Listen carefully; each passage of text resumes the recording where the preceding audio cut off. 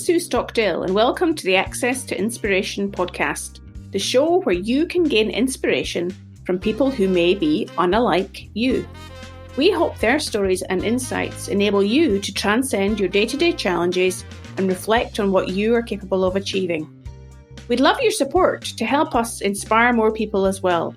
Please go on over to Apple Podcasts and leave us a review or a comment on our website, accesstoinspiration.org. Well, if you have ever wondered if the concepts of sustainability and luxury can go hand in hand, or if it's not possible for them to be achieved together, then this week's guest can give us an answer. Serbo-Swiss US-educated architect Milena Cvijanovich has always been passionate about craftsmanship, sustainable design, alternative natural resources, and collaborative business opportunities. She was inspired as a young girl by her physicist father, one of the first inventors of the solar panel, and she's founder of Milena C Designs, an international architecture and interior design firm, which has specialised since 1994 in eco-luxury design. Welcome to the podcast, Milena. Thank you very much, Sue. It's such a pleasure to be here. Now, I think the title of our podcast is something that you're going to have a lot of understanding of, access to inspiration. Because as a designer, I don't imagine that you can get very far without being inspired. So my first question to you, Milena, is where do you normally get inspiration from? Well, as I love to travel, it obviously is during my travels, but I would say that the majority of the actually beautiful moments of inspiration come from craftsmanship and materials. So any materials that I see around me, it can be nature, of course, but I do love to watch how craftsmen work any kind of materials, watch how designers, artists, even scientists and innovators use materials, and then immediately something comes up in my mind of how it could be used in some sort of surrounding. So I imagine that was a bit of a challenge during our pandemic globally, when travel has been fairly limited, to find as much opportunity for inspiration. Very, very true. Thankfully, Zoom does allow a lot of video inspiration, but we did have some quite serious challenges when we had to choose materials for our project. So we had to wait quite a long time, in some cases several months, to get materials to be able to validate them. Yeah, it's quite a tactile thing, isn't it? You've got to have a touch and feel of it, I'm sure. Where did your love of architecture and design come from, Milena? Tell us a bit about your growing up and where that interest came from. Well, I was born in Switzerland, but I was raised in the United States. My father and mother were both very hands-on. My father was a nuclear physicist, but in his free time, he was a carpenter. And I grew up, of course, with him designing and building furniture. We even built a little cabin for myself and my two sisters from the ground up with him. And three of my uncles were architects from both sides of the family. So I was really immersed in architecture and design from a very, very young age. And I knew right away that that's what I wanted to do. In terms of pursuing your interest, and I know that today your focus is primarily on sustainable luxury, how did that particular area of interest develop during your career? Well, that also, I think it came in part from my childhood on two levels. My father was one of the first inventors of the solar panel, so we got very much into alternative energy immediately. And then because we had that sort of handyman pleasure in our hobby time, when we were on our farm, we used to build things out of whatever we found around. And so that was, of course, a way of recycling and upcycling without realizing it at the time. And then after I finished college, I went to Carnegie Mellon University, which was a university that was one of the very first ones to do what was called green design at the time, and that was in the 80s. And then I moved to Switzerland and did my architecture there in a country in which green design was already part of the government requirements. So I was constantly surrounded on that side. What I didn't see was where was sustainability being used in the luxury arena interior. People were talking about green energy and green materials for buildings in architecture, but not so much for interiors. So I felt that there was a lack started talking about things like organic paint and non-toxic materials for flooring and so on. But when you spoke about furniture, nobody really considered the whole sustainability aspect of furniture. And so I thought that that would really be interesting to start to explore. So with your curiosity piqued, how did you go about furthering your interest and exploring what was possible? Well, at the same time, I was traveling quite a lot for my work, but also I was part of the Global Women's Summit, which was a wonderful organization which met every year in another part of the world and brought together close to 900 women from all walks of life. Many of them were very high-end politicians, but then we also had artisans and women who were working in the villages in remote locations, Africa, India, Russia, and so on. And I met these people and got really inspired by their stories already just as coming to the summit and finding ways of empowering women. But also I realized that many of them had absolutely amazing craft skills, really exquisite craft skills, but were marketing them in a way that was not compatible with, let's say, the global market tastes and aesthetic standards and so on. And so I started these little experimentations, for example, with women in South Africa who were doing beadwork. And their beadwork was absolutely exquisite, but they had their own style, which was not part of the style of the market to which they wanted to enter. And so I designed with them together. And we came up with a series of tableware and holiday objects and so on, which we informally sold in Geneva. And we realized that there was something there. And that really did bring back empowerment to the village and at the same time taught us how we can collaborate. And so this idea of co-creation slowly germed, that we could work with artisans, also innovators, who were working in their corner and we were in ours and coming together and trying to find a way of reinterpreting those skills for objects in the Western luxury markets that would be of interest. And I noticed where things were lacking, let's say tableware, salt and pepper shakers or napkin rings, and then of course tables and chairs and lighting and so on. And I realized that with some of their skills, we could create designs that would appeal to this market and would have a beautiful story behind them. And that story would be a mix of social empowerment, of craft preservation, of natural resource conservation. And we realized that there was enough there for a lifetime of enjoyable work. So it seems you're acting as a conduit between the market that you serve in the luxury space and the suppliers, effectively, who are those artisans and innovators that are taking your information about what the market's looking for and be able to then design, it seems, almost to order. Yes, exactly. And this is one of the reasons that we took this into the luxury market. It wasn't a question of status or privilege or anything like this, but if you want to make a difference, if you want to make an impact sufficiently important that you can make the changes and bring awareness both to the suppliers and to the market, the luxury market was important because of this, what is paradoxically similar principle.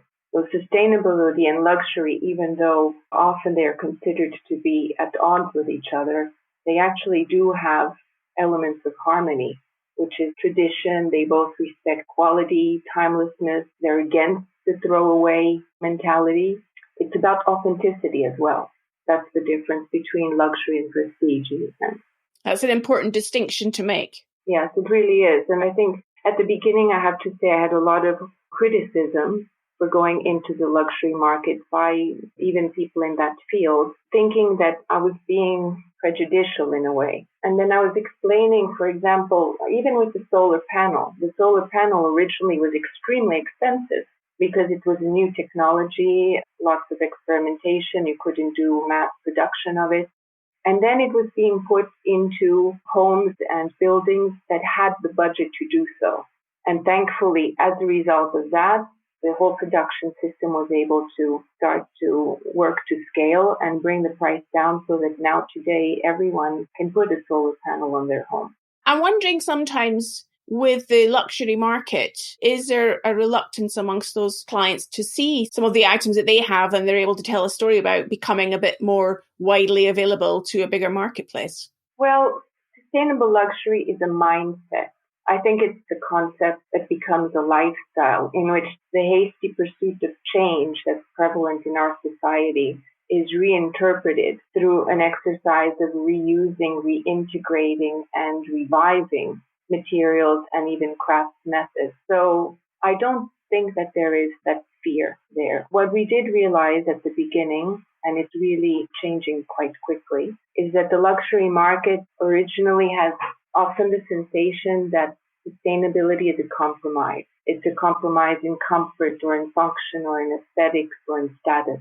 And this is why what we are doing is we are bringing these wow elements, just absolutely stunning pieces, and saying, look at this. This is sustainable. So it's, of course, the attraction there at first is the aesthetic attraction and maybe the comfort and the function. And then all of a sudden behind that is this story of preservation and empowerment. And today we really do see a big change in society in general for going towards a more purposeful way of consuming. And this is not only in the luxury level, obviously, it's really everywhere. But when influencers and celebrities also are going in that direction, of course, for us, it's very helpful. You're making me think, Milena, that you and I are actually in the same industry in a way with our podcast, using storytelling to inspire a change in mindset. It almost seems by what you're saying that you're actually doing the same thing within your role. Oh, absolutely. And in today's world, we're looking for authentic stories that connect us to this planet. And I think even with this COVID, everyone is feeling that the connection to human beings is really quite precious. And now that we are also more aware of our environment, since we're all in lockdown, we do start to see things differently. And stories help us to integrate this new shift. If you're enjoying this episode, make sure you listen to the other guests who have explored sustainability in this podcast series.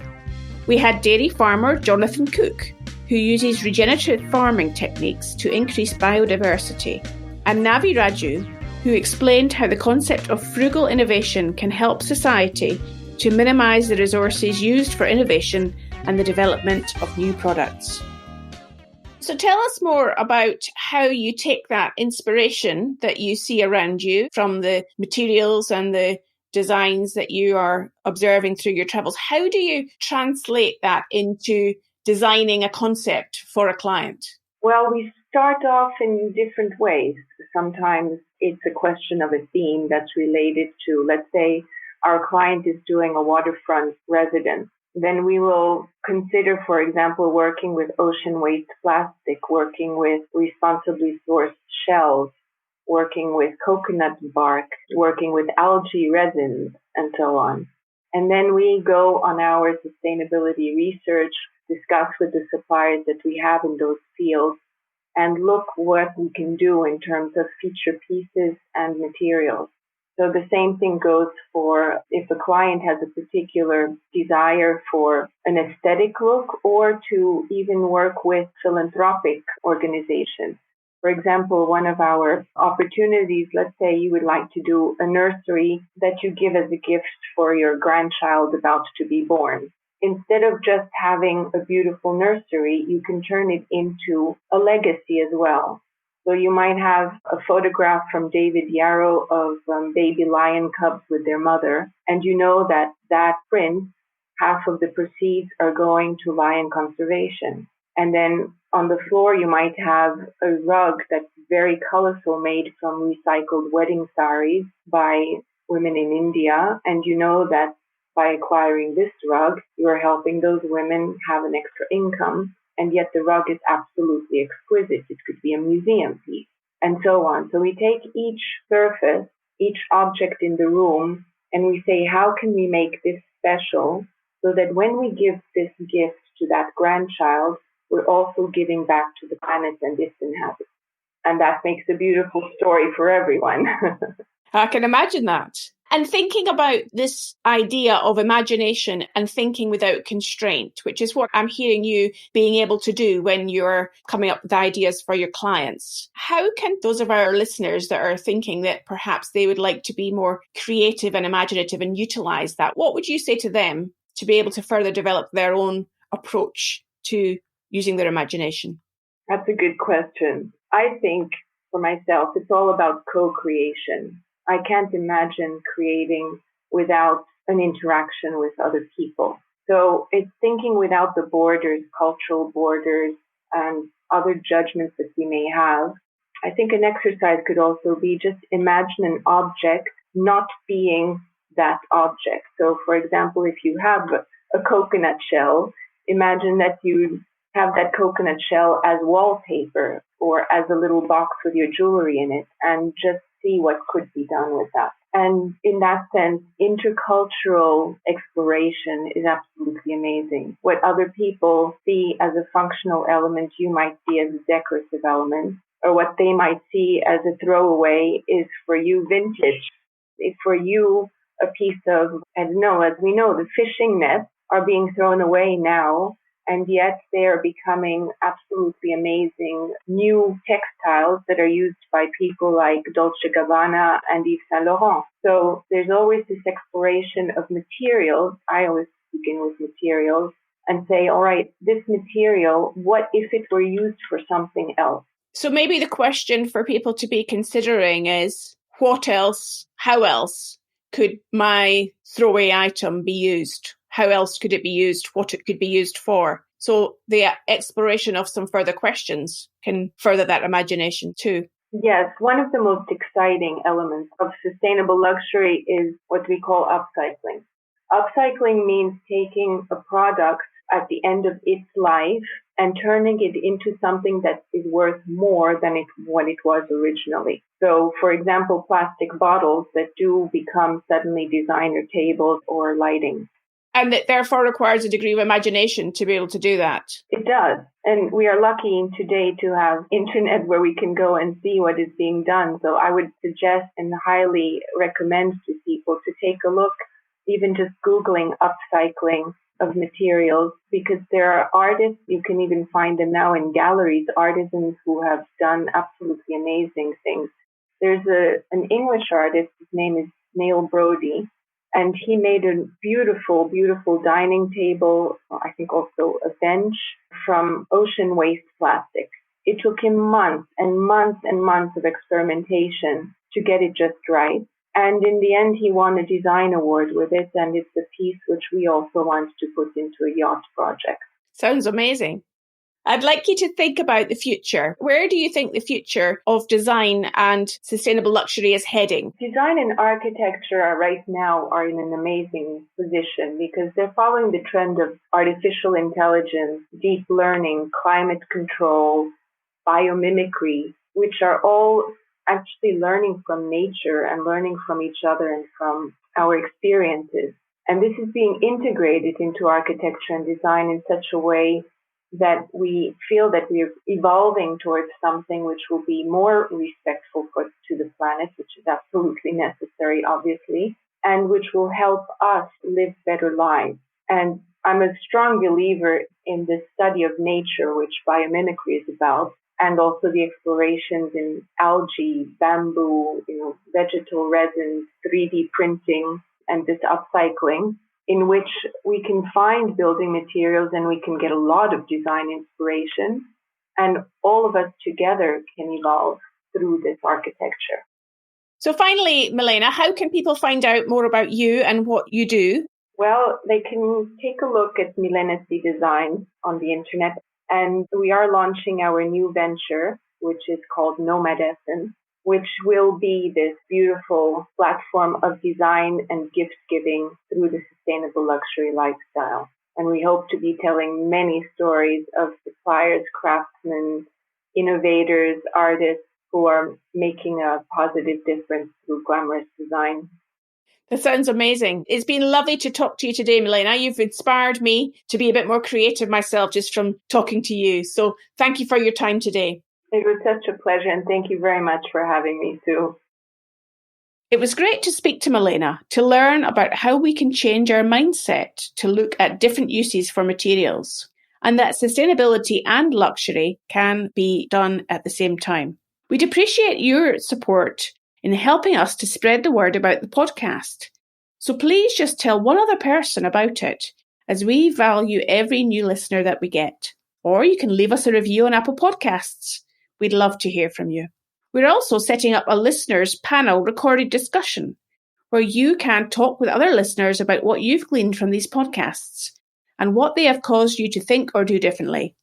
If you'd like to find more about how you can be involved, you can go on over to our website, accesstoinspiration.org, and leave us a message on the contact page. Next week, it's our final guest in the series. It will be Anna Ploen van Eysden, who is founder of Paper on the Rocks, a scale-up organisation that wants to create a forest-friendly paper industry by making sustainable stationery like notebooks. I do hope you'll join me then.